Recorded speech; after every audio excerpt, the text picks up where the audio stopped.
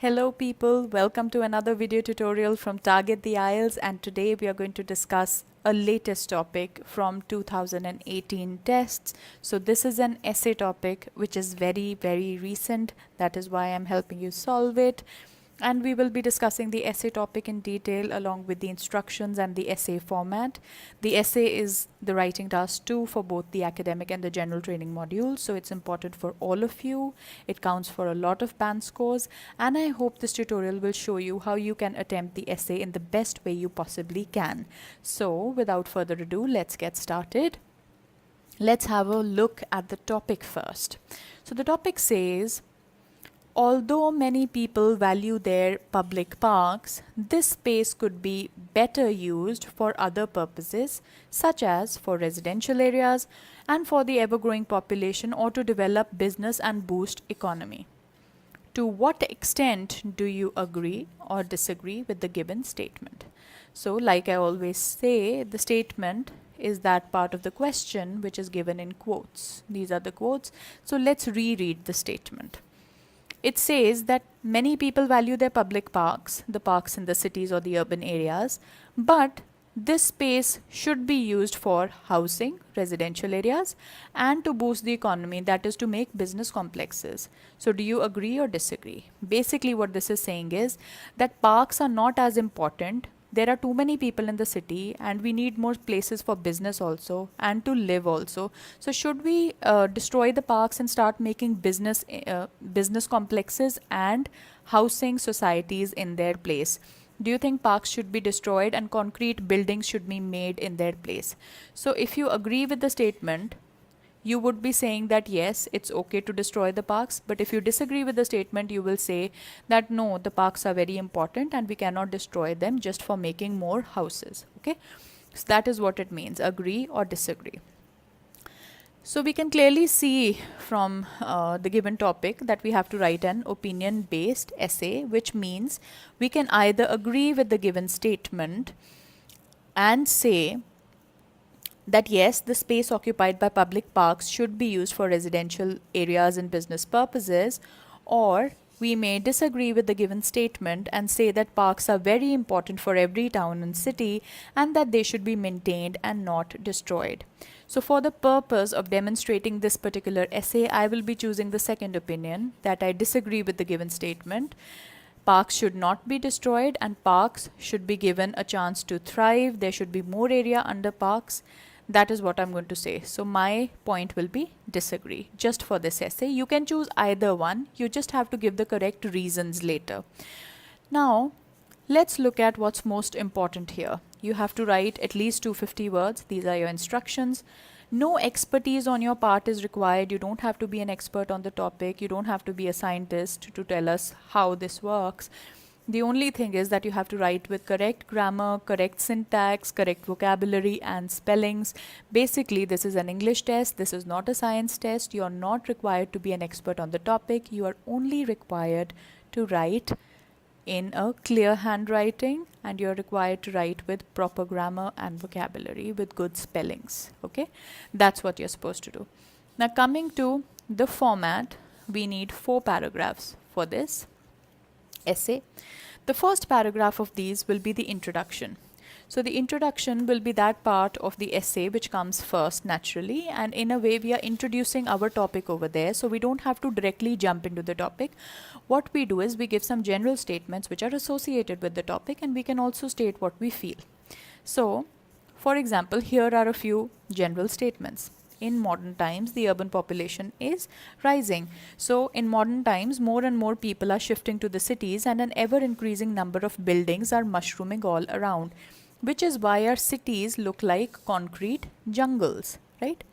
So our cities and towns look more like concrete jungles these days. Only the public parks offer some relief from a hectic life. They offer us greenery and they offer us serenity in a hectic city life. Then you can say, like I have picked up the disagree part, so I will say I strongly disagree with the given statement. They have asked us in the question, to what extent? Do you mildly disagree or do you strongly disagree? So it depends how much you feel about the topic. So in this case, I will say I strongly disagree that the parks should be destroyed. right? Then we'll move on to the paragraph 2 and 3. For both these paragraphs, we have to talk about why parks are important. We can give different types of reasons. Here I have listed a lot of reasons which I'll be discussing with you. What we are basically trying to say is that parks have all these advantages. That is why I disagree that they should be toned down to have residential areas or have some kind of buildings for business. So I will give all the advantages of parks and say that, see, they are so important that we should not be destroying them. So let's have a look.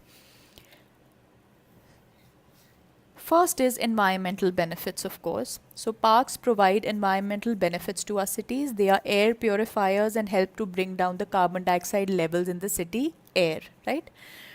Then the next is they are free, so people from all economic statuses can enjoy them. So parks make residential communities more inviting and livable. They provide gathering places for families and social groups. They are open to people of all ages and of all economic statuses. Therefore, anyone can enjoy in nature. Anyone can have a picnic. Nobody needs a ticket. Nobody needs money to enjoy in nature. That is the beauty of a park. Okay.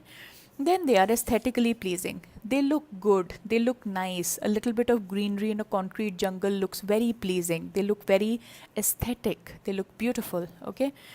Then they have some economic benefits. What are the economic benefits of parks?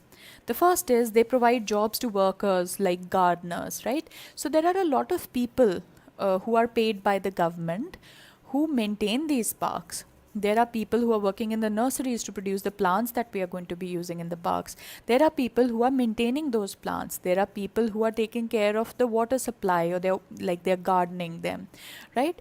So a lot of people get jobs here. It's important. Second thing is they increase the value of property. So if a house or any type of building is near a park, it is naturally more expensive. So they increase the value of property. So in a way, they are boosting the economy. Then they are good for, these are the economic benefits. Now moving on to the next point. They are good for walking, jogging, yoga, etc. Right?